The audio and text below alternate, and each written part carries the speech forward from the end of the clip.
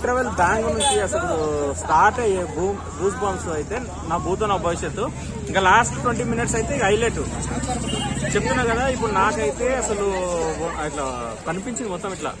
అది ఒక రుధిరం అనేది వచ్చి, రుధిరం అంటే అనొద్దు, తప్పు, ఆంజనేయ స్వామిది అది.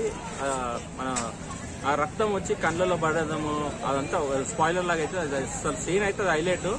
తర్వాత సముద్ర కని వచ్చేసి అసలు ఆంజనేయ స్వామి గురించి చెప్పడం ఒక గూస్ బంప్స్.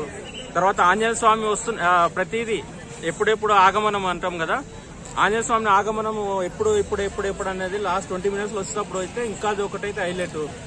ఆంజనేయ స్వామి రిఫరెన్స్ వాళ్ళు ఏమన్నారంటే ఎవ్రీ 10 minutes అన్నారు, కానీ ఫస్ట్ హాఫ్ అన్ అవర్ ఏంటిది సినిమాలో స్టార్ట్ అయ్యి కొంచెం ఉన్నట్టు, కానీ తర్వాత నుంచి ఎవ్రీ 10 minutes అయితే స్టార్ట్ అయింది. యాక్చువల్లీ అయితే చాలా మందికి అయితే ఇది ప్రభాస్ కు ఎవరికైనా పెద్ద హీరోకి పడాల్సిన సినిమా అంటున్నారు. కానీ నాకేమనిపిస్తుంది అంటే ఇప్పుడు సెకండ్ పార్ట్ ఉంది. ఆ సెకండ్ పార్ట్ లో అసలు అతను చూపెట్టిన అదేంటి విజువల్స్ కానీ అసలు అతను చేపట్టిన అంత ప్లాన్స్ ఏమన్నా ఏంటంటే ఒక అంధకారంలో ఉన్న ఇప్పుడు అసురులతో ఇప్పుడు యుద్ధం జరుగుతుంది అన్నట్టు చూపెట్టింది సెకండ్ పార్ట్. అది సెకండ్ పార్ట్ ఏంటో చూడాలి. అప్పుడు ఆంజనేయ స్వామి వచ్చి, అందుకే ఆంజనేయ స్వామి కూడా ఆగమనం వచ్చింది అనమాట. ఆంజనేయ స్వామి రావడం ఇవన్నీ ఏంటంటే ఒక నెక్స్ట్ పార్ట్ కి లింక్స్ లా చూపెట్టారు. తర్వాత అందులో ఆంజనేయ స్వామి చూపెట్టినప్పుడల్లా ఏదో చిరంజీవి లాగా చూపెట్టాం. కానీ నాకేమనిపిస్తుంది అంటే రాముడు లాగా రామ్ చరణ్ లేకపోతే జూనియర్ ఎన్టీఆర్ కానీ ఆంజనేయ స్వామి లాగా ప్రభాస్ ను పెట్టి సెకండ్ పార్ట్ లో చూపెడితే అది అసలు చెప్తున్నా కదా, అసలు ఒక టైప్ ఒక వేరే లెవెల్ వెళ్తుంది. ఇంకోటి ఏంటంటే పాన్ వరల్డ్, యాక్చువల్లీ ఇప్పుడు పాన్ వరల్డ్ సినిమా ఎందుకు ఇప్పుడు అది కొన్ని కారణాల వల్ల అందరికి ఇప్పుడు ఫాస్ట్ గా తీసుకురావాలని చెప్పేసి January 22 లోపల మనకు ప్రెజెంటేషన్ చేయాలి, 10 days లోపల ఒక హైప్ తీసుకురావాలని చెప్పి వాళ్ళు ఫాస్ట్ గా వచ్చిర్రు. దానివల్ల ఏమైందంటే మరాఠీ, స్పానిష్ లో దీనిలో ఇంకా రిలీజ్ కాలేదు. దానివల్ల చాలా పోస్ట్పోన్ అయినాయంట. యాక్చువల్లీ పాన్ వరల్డ్ అయ్యేది సినిమా. స్పానిష్ లో ఇంకా వేరే లాంగ్వేజెస్ లో చైనీస్, జపానీస్ అన్నారు, స్పానిష్ అన్నారు. ఇప్పుడు కానీ సెకండ్ పార్ట్ లో రామ్ చరణ్ గాని ఎన్టీ రామారావు గాని పెట్టి రాముడిలాగా, తర్వాత ప్రభాస్ గారిని ఇప్పుడు ఆదిపురుషులు మనం చూసినాము, ఆయన రాముడిలాగా బాగుంటాడు, ప్లస్ ఆంజనేయ స్వామిలో అయితే ఇంకా బాగుంటాడు.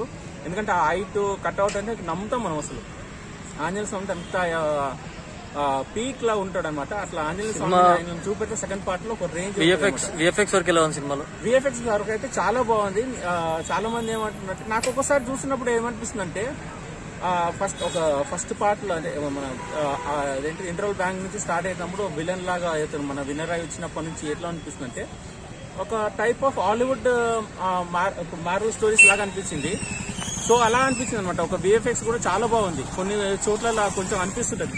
ఒక సాంగ్ ఉంది, ఫస్ట్ సాంగ్ ఉంది, ఆ సాంగ్ లో కొంచెము మనకు ఏదో విఎఫ్ఎక్స్ లాగా గ్రాఫిక్స్ లాగా అనిపిస్తుంటది. హీరో హీరోయిన్ మధ్యలో బ్యాక్ సైడ్ అంత గ్రీన్ మ్యాటర్ అనిపిస్తుంది.